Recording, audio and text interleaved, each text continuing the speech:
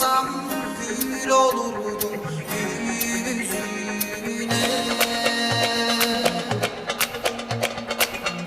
Karanfiller açıyordum o zamanlar gözlerinde.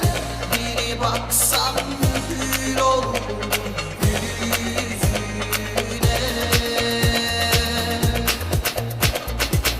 Bir karanfil yağsa yağmur, büyürense yeniden dünya. Gün olup da geleceksen usul usul gün yağarken gözlerimde karanfiller açacaklar tutuşup yine. Başın alıp gittiğinde yağmurlar küstü bana. Bir daha yağmadılar coşkuyla.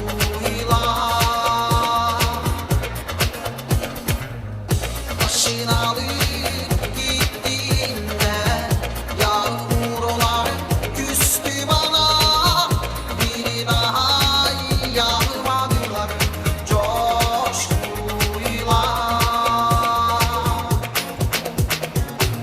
Bir karanfil yaksa yağmur, büyürense yeniden dünya.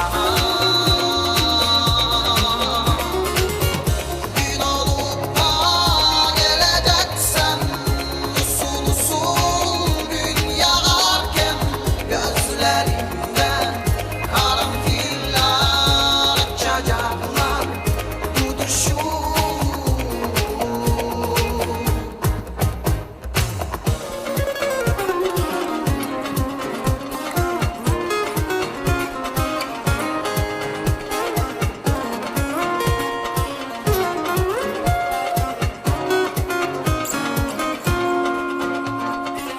Bir karanfil yağsa yağmur, büyürense yeniden dünya.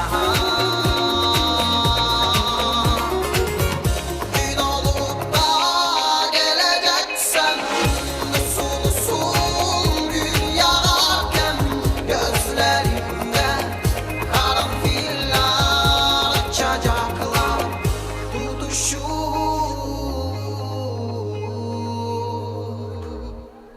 yine.